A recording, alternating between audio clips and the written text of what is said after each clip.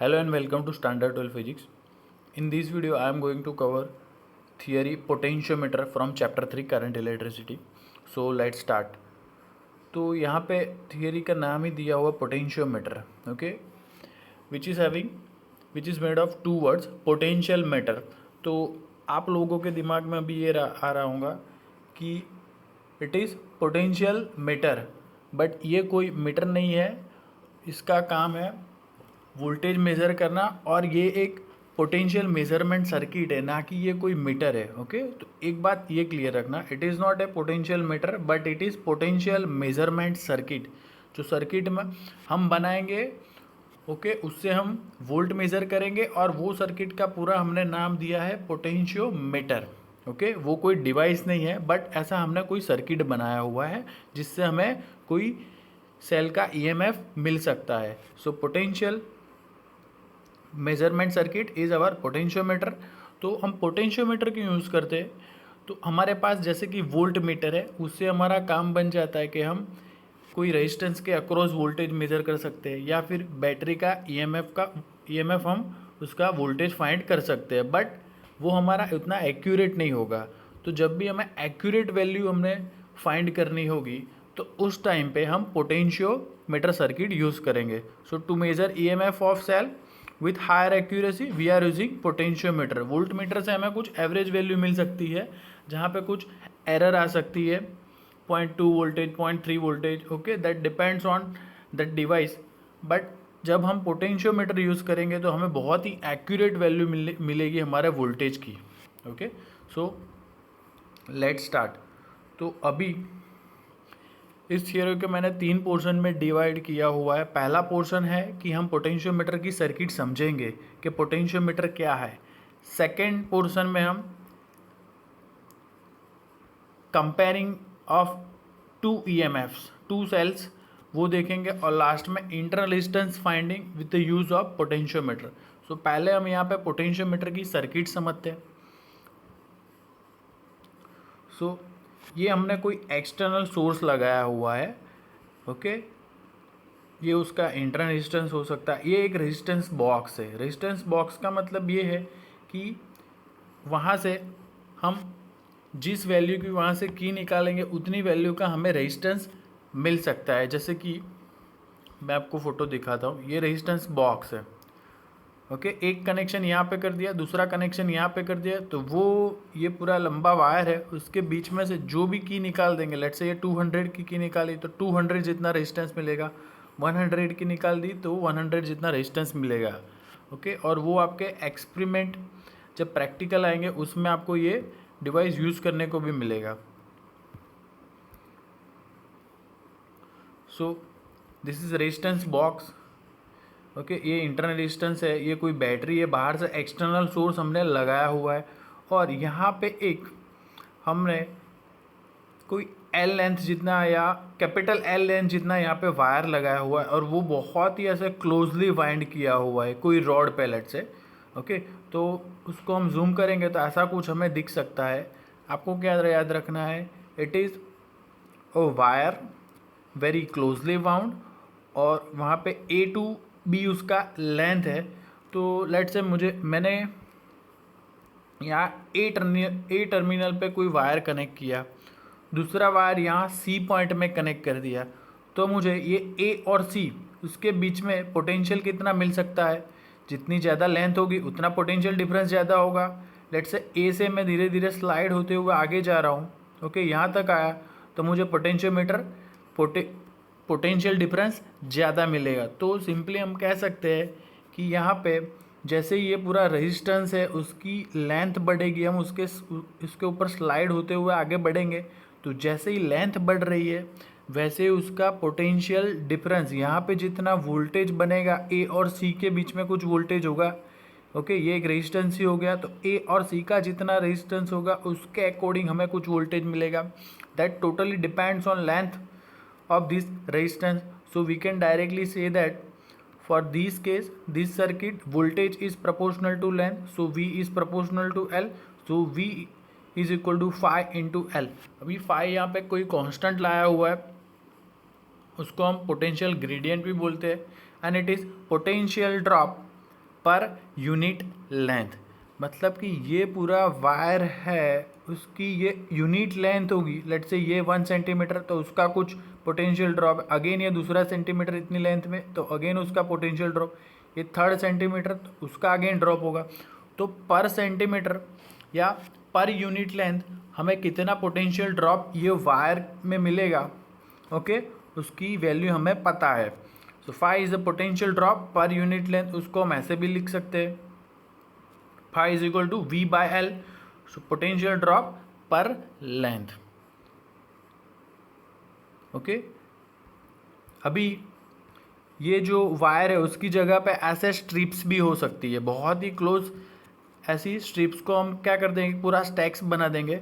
So we can say that कि भाई हमारे पास हम धीरे धीरे जैसे यहाँ स्लाइड हो गए तो हमारा रेजिस्टेंस वेरी होता रहेगा, हमारा लेंथ यहाँ पे बढ़ता जाएगा, और ए से यहाँ पे जो भी पॉइंट आएगा, लेट से ए से यहाँ पे कोई ए और सी है, तो उसके बीच में यहाँ पे कोई पॉइंट पे आ गए, तो उसके बीच में जो पोटेंशियल ड्रॉप होगा वो जैसे ही लेंथ बढ़ेगी तो वो पोटेंशियल ड्रॉप भी यहाँ पे इंक्रीज होता जाएगा। तो बुक में ऐसा दिया हो तो सेम वे ये वही चीज़ है, यहाँ पे मैंने कोई ये वायर लगाया वो सेम वही काम करता है, ओके। तो उसमें ज़्यादा कंफ्यूज मत होना, जब भी यहाँ पे ऐसी स्ट्रिप्स होगी या फिर ऐसे लेंथ का वायर लगा, वो दोनों का सेम ही काम है, okay.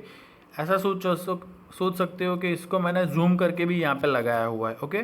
But generally what we do, we are using this metal strips, यहाँ पे ऐसी स्ट्रिप्स होती है और उसको बहुत ही क्लोजली वाउंड किया होता है, और एक कोई लेंथ बनेगी, जैसे यहाँ पे लेंथ बनेगी और उसका हमें कोई रेजिस्टेंस मिलेगा, हमें उसके ऊपर स्लाइड होना है, जितना ज़्यादा स्लाइड होंगे उतनी लेंथ बढ़ेगी, तो उतना पोटेंशियल ड्रॉप हमें ज़्यादा मिलेगा। So this is how the principle of potentiometer is. Now in the second portion, okay, actually this is the application of potentiometer, that we are comparing the EMF of two cells। यहाँ पे बहुत ही ध्यान से समझना, book में ऐसी figure दी हुई है, सेम वे वो ऐसा ही सेम टू सेम काम कर दी हो, ऐसा भी हम ड्रॉ कर सकते हैं। देखो यहाँ पे ये स्ट्रिप है, same way we are having this resistance. Now पहले ये सर्किट को बहुत ही क्लोज शांति से समझना। ए पॉइंट है, ओके, वहाँ पे कोई EMF 1 जो सेल है उसका पॉजिटिव लगा है, नाउ नेगेटिव, और फिर मैंने गैल्वेनोमीटर लगा दिया। गैल्वेनोमीटर का एक टर्मिनल बैटरी के नेगेटिव एंड सेकेंड टर्मिनल को क्या किया, यहाँ पे कोई मैं स्लाइड करूँगा। नाउ अभी ये EMF, ये इतनी सर्किट आपको नहीं ध्यान में रखना है, अभी इतना ही ध्यान में रखो, ओके। सो क्या होगा, जैसे ही गैल्वेनोमीटर को मैं यहाँ से धीरे धीरे स्लाइड करता जाऊँगा तो क्या होगा, यहाँ पे गैल्वेनोमीटर का डिफ्लेक्शन कुछ वेरी होगा, ओके, लेफ्ट या राइट ऐसा कुछ होगा। यहाँ पे कुछ कोई एक पॉइंट ऐसा हो जाएगा कि ये EMF 1, ओके, ये इसका जो वोल्टेज होगा वो, और A और N1, लेट्स से A और N1 का जो यहाँ पे पोटेंशियल ड्रॉप बनेगा वो दोनों जब सेम हो गए तो गैल्वेनोमीटर का डिफ्लेक्शन 0 हो जाएगा, ओके। कैसे होगा 0, एक यहाँ सिंपल एग्जांपल से मैं समझाता हूँ। पहले तो आप ये समझ लो कि ये लेंथ L1 है, okay, we know that this is 5 potential drop per unit length, okay, which is 5।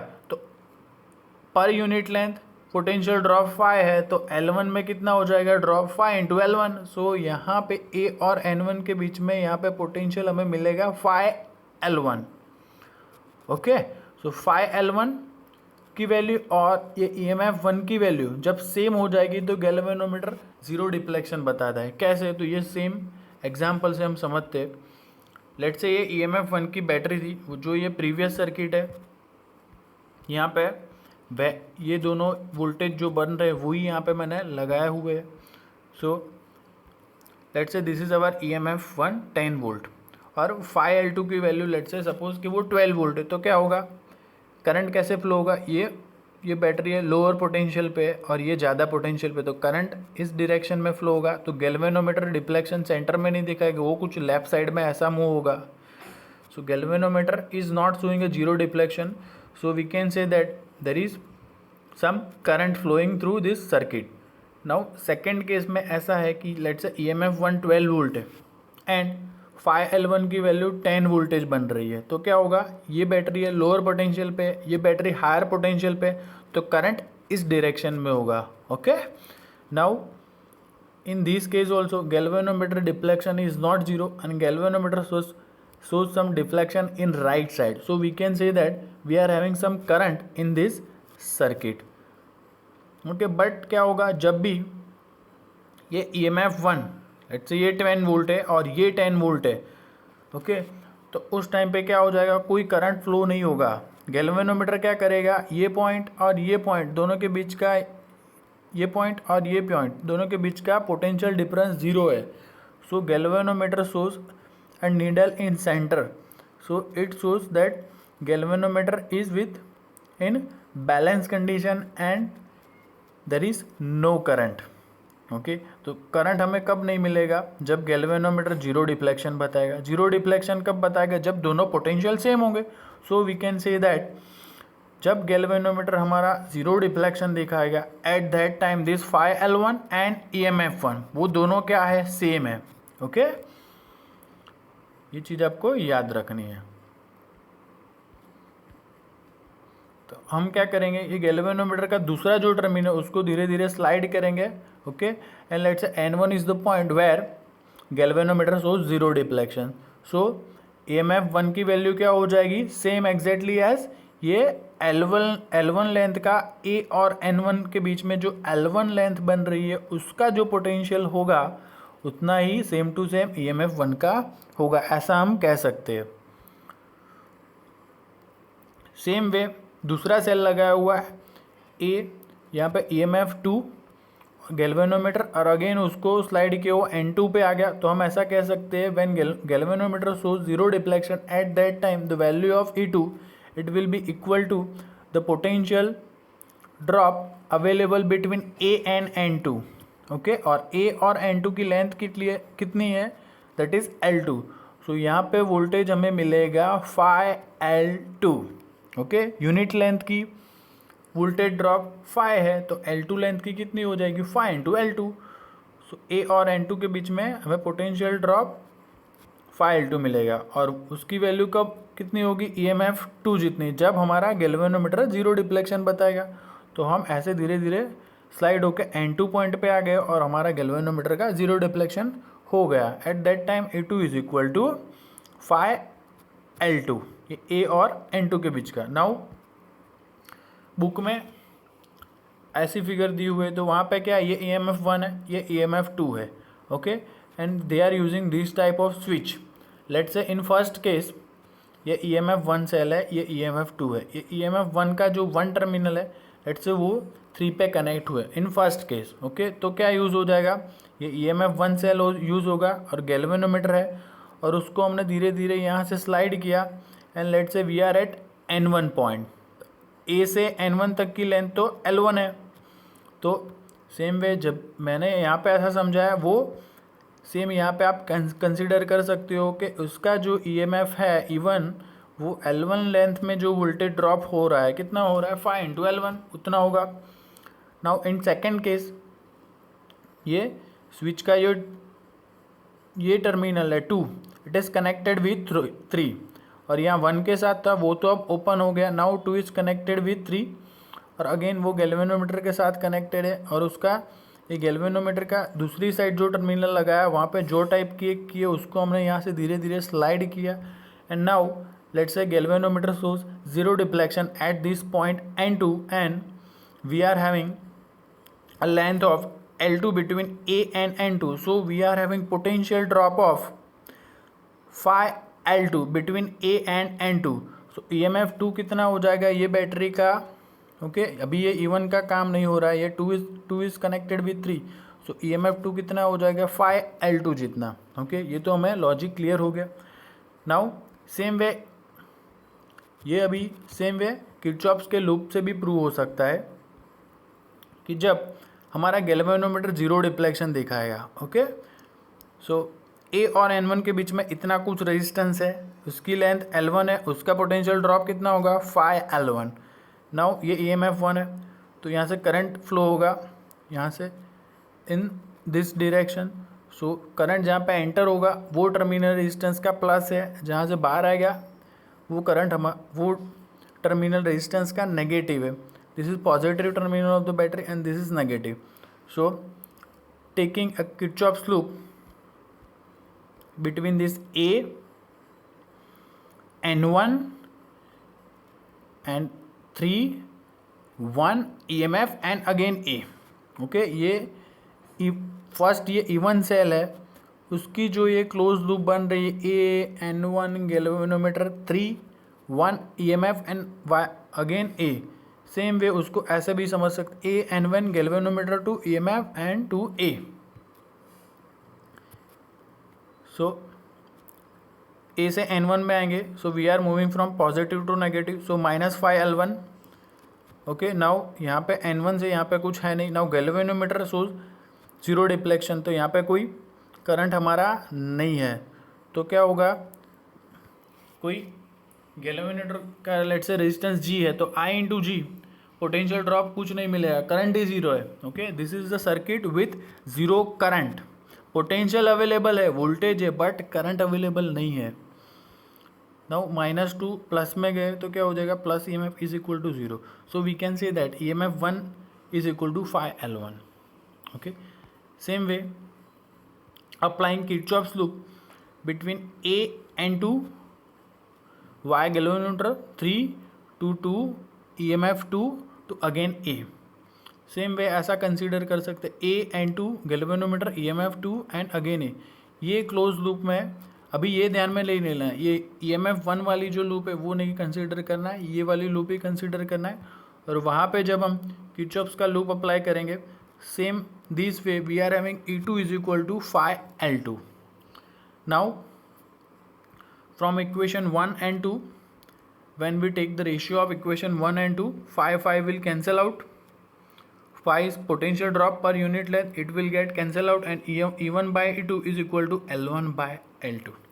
okay, so the question was to compare the EMF of two cells. So now we have this formula, E1 by E2 is equal to L1 by L2। so let's say हमारे पास E2 की कोई exact value पता है और L1 L2 की value अगर हमें इस मेथड से, ये पोटेंशियोमीटर से हमें मिल जाए, तो हम E1 की वैल्यू एग्जैक्टली फाइंड कर सकते हैं। Okay, so this method will be utilize when we are having two EMF 2 cells, और वहाँ पे एक सेल की वैल्यू हमें पता है और दूसरे सेल की हमें वैल्यू उसके साथ कंपेयर करनी है या हमें फाइंड करनी है। तो L1 L2 यहाँ से ऐसे स्लाइड करके हमें मिल जाएगा, वो वैल्यू यहाँ पे पुट करेंगे और E2 की वैल्यू यहाँ पे पुट करने पे E1 की वैल्यू हमें मिल जाएगी। ओके, तो आप ये फिगर ड्रॉ कर सकते हैं, बट उसके पीछे का लॉजिक ये है। ओके, तो आप ये समझोगे तो उसके ऊपर से ये फिगर आपको समझ में आ जाएगी। Now 2 portions are completed। First portion was this to understand what is the potentiometer, second is the comparison of 2 cells। Now third question है, हमें बैटरी का इंटरनल रेजिस्टेंस फाइंड करना है। Okay, so this is also an application of potentiometer. So let's start. So this is the application और the third portion, finding the internal resistance of this cell. So इसके 2 case है। In the first case this is the power supply circuit, ये हमारा कोई EMF battery है main, इसका हमें EMF नहीं फाइंड करना है। ये बैटरी का जो EMF है उसका जो इंटरनल रेजिस्टेंस है ये हमें वो नहीं फाइंड करना है, हमें तो ये बैटरी है, ओके, उसका कुछ EMF है और उसका जो ये इंटरनल रेजिस्टेंस है वो हमें फाइंड करना है। Okay, this is the main source और द पावर सप्लाई सोर्स, उसका हमें कुछ लेना देना नहीं है। हमारा मेन टारगेट है ये जो बैटरी लगाई हुई है उसका इंटरनल रेजिस्टेंस फाइंड करना है। So this is the power supply circuit. ये रेजिस्टेंस बॉक्स है, उसको हम ऐसे भी इंडिकेट कर सकते हैं, ये रेजिस्टेंस, और वहाँ पे ऐसे एरो लगाया, so it is variable resistance. Now ये जो बैटरी का हमें ईएमएफ इंटरनल रेजिस्टेंस फाइंड करना है, उसके पैरेलल में हमने एक ये रेजिस्टेंस बॉक्स लगाया हुआ है। ओके, नाउ उसके अंदर से लेट से कोई नोन वैल्यू की हमने कोई रेजिस्टेंस बाहर निकाल दिया और यहाँ पे उसके आगे हमने K2 स्विच भी लगा दिए। सो बुक में ऐसा लिखा हुआ है, to find the internal resistance as shown in the figure we are connecting a resistance box और the resistance in parallel with the EMF. तो वो यहाँ पे हो गया सर्किट। नाउ ए यहाँ पे ओके ये ईएमएफ है, ये इंटरनल रेजिस्टेंस है, ये हमारा कोई नोन वैल्यू का रेजिस्टेंस बॉक्स का एक आर है, ये की है, ये गैल्वेनोमीटर है। तो जब भी फर्स्ट केस यहाँ पे है इंटरनल रेजिस्टेंस फाइंड करने में, फर्स्ट केस ऐसा है कि जब भी हम K2 ओपन रखेंगे, ये K2 स्विच क्या है ओपन, तो गैल्वेनोमीटर ये करंट तो ऐसे फ्लो होगा, ये ईएमएफ ये प्लस है, करंट इस डायरेक्शन में फ्लो होने वाला है। तो जब भी ये K2 ओपन होगा तो गैल्वेनोमीटर में से ऐसे करंट आएगा, फिर वो यहाँ से नहीं जाएगा। Okay, so there is no current through this resistance, ये कोई वायर में से कोई भी करंट जाने वाला नहीं है।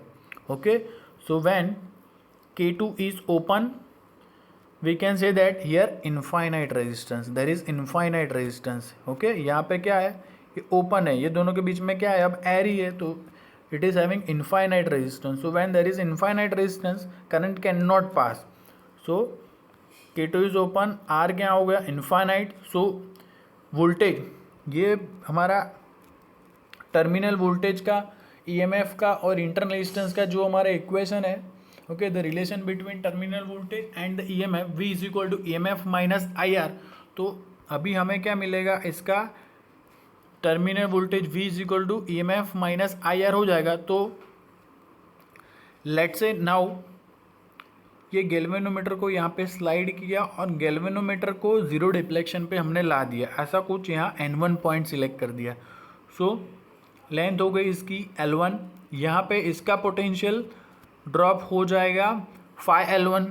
ओके, गैल्वेनोमीटर का करंट क्या है, ज़ीरो हो जाएगा। नाउ सी यहाँ से कोई करंट जा नहीं रहा है। ओके, और जब भी बैटरी यूज़ में नहीं होती है, ओके, तो बैटरी यूज़ में नहीं है यहाँ पे, तो करंट भी हमारा ज़ीरो है, एक तो यहाँ से कोई करंट जा नहीं रहा है, तो क्या हो जाएगा, I इज़ ज़ीरो।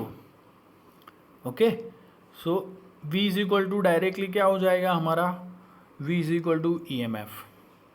ओके, तो क्या याद रखेंगे हम, जब K2 ओपन होगा तो यहाँ से कोई करंट नहीं जाएगा और गैल्वेनोमीटर को यहाँ पे बैलेंस कंडीशन में सेट कर दिया है। ओके, एट जीरो डिफ्लेक्शन, कोई यहाँ से करंट ही नहीं जाने वाला है, तो ये सेल का जो EMF है यहाँ से भी कोई करंट फ्लो नहीं हो रहा है।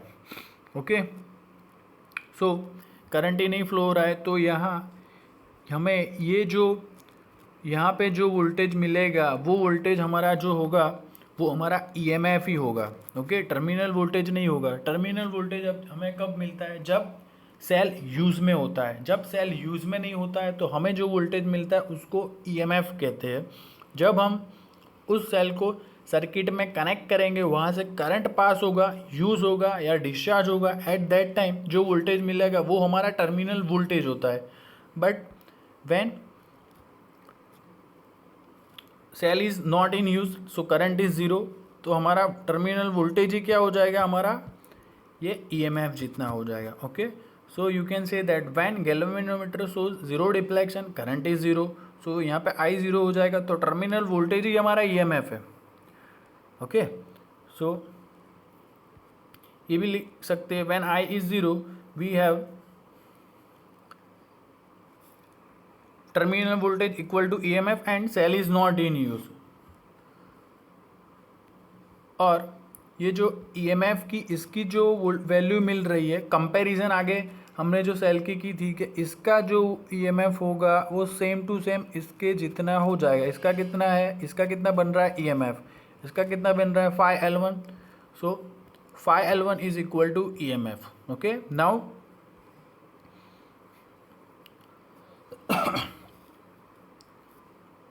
इन second case K2 is closed.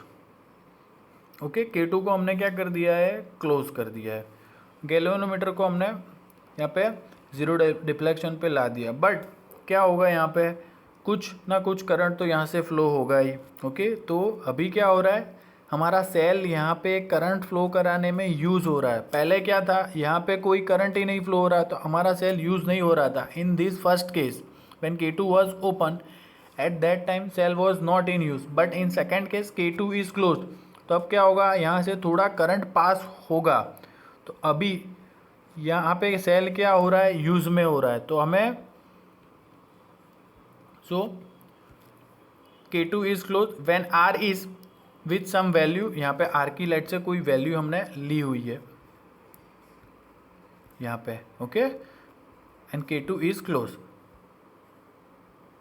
okay, so we have terminal voltage and not EMF because now we are having some value of I।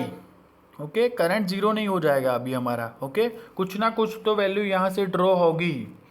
Okay, galvanometer भले ही जीरो डिफ्लेक्शन दिखाएगा, बट कुछ ना कुछ वैल्यू तो यहाँ से करंट की फ्लो हमें मिलेगी। Okay, so I is not zero, तो EMF is not equal to terminal voltage, but now voltage क्या हो जाएगा हमारा, EMF माइनस IR हो जाएगा।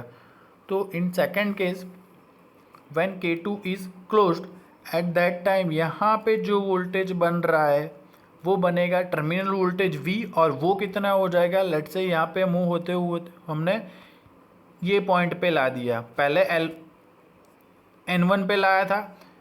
ओके, ये फर्स्ट केस में। अब सेकंड केस में हमने N2 पे ला दिया, तो यहाँ पे पोटेंशियल ड्रॉप कितना बन जाएगा, phi L2। So now terminal voltage is equal to phi L2। Terminal voltage हमारा वो क्या हो जाएगा, phi L2।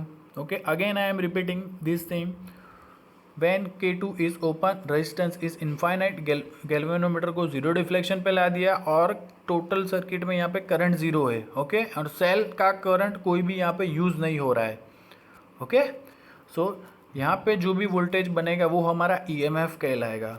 Okay, so when cell is not in used at that time, whatever the voltage available across the cell, it is called as EMF। But in second case R is connect, K2 is close, so R is connected.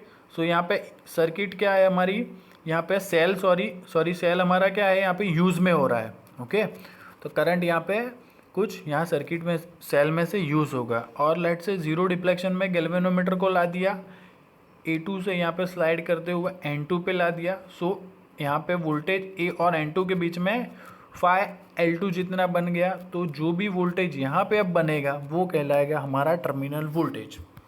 So terminal voltage V is equal to phi L2। Okay, in second case cell is in use, or we can say that it is discharging। okay, now we have two equation, EMF is equal to phi L1 and V is equal to phi L2। ये EMF और voltage खास ध्यान में रखना है। यहाँ पे first case में EMF मिलेगा, सेकेंड केस में terminal voltage.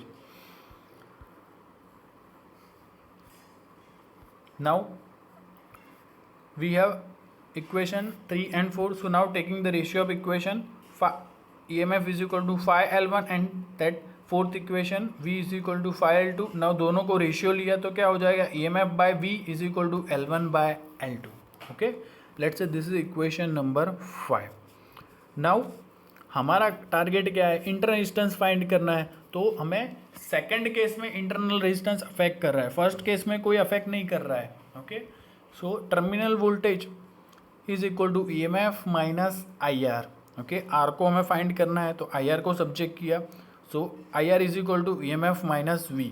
So R is equal to EMF minus V divided by I। Now I is equal to V by R, यहाँ पे R ऊपर जाएगा। नाउ EMF के डिनोमीटर में V आएगा, V के डिनोमीटर में V आएगा, तो वो क्या हो जाएगा 1। So EMF by V minus 1 into R। Now from this fifth equation we can replace this value of EMF by V, and we have L1 by L2 minus 1 into R। okay, so this is the equation by using which we can find the internal resistance of this cell। okay, हमें क्या करना है, R put करना है। R क्या है, R ये जिस सेकंड केस में हमें K2 क्लोज किया है और यहाँ पे जितना रेजिस्टेंस बॉक्स में से रेजिस्टेंस निकाला हुआ है, ये जो आर है वो लेना है R, so that value of R. Now first case में ये जो लेंथ मिली L1, वो L1 यहाँ पे पुट करना है। सेकेंड केस में जो L2 लेंथ मिली वो यहाँ पे पुट करना है, और ये इक्वेशन को ऐसे सॉल्व करेंगे तो हमें इंटर रेजिस्टेंस की वैल्यू मिल जाएगी। ओके, एडवांटेज यहाँ पे क्या है, तो हमें एक्यूरेट वैल्यू क्यों मिल रही है, तो क्या पोटेंशियोमीटर में क्या हो रहा है, करंट हमारा ज़ीरो है। See in this case, in first case current is zero, voltage भले ही यहाँ पे अवेलेबल है बट यहाँ पे करंट ज़ीरो है। ओके, एक ऐसी सर्किट है जहाँ पे करंट ज़ीरो है और यहाँ पे पोटेंशियल डिफरेंस अवेलेबल है, यानी कि ऐसी सर्किट है जहाँ पे हमें वोल्टेज है और वहाँ पे करंट नहीं है। तो एडवांटेज यही है इसका कि it draws no current and thus gives accurate value of this cell. Okay, so that's it. ये पूरी थियरी को 3 पोर्शन में डिवाइड, एक आपको पोटेंशियोमीटर क्या है वो समझना है, second portion comparing the EMF of two cell के, वहाँ पे ऐसा इक्वेशन आया, फिर ये इंटर रेजिस्टेंस हमने फाइंड किया सेल का, एक ये थियरी, ये ऐसा आपको याद रखना है। Thank you for watching video, और अपने सारे दोस्तों के साथ शेयर कीजिए ताकि उनको भी ये सब समझ में आए और उनको ये फ़ायदा हो। Thank you.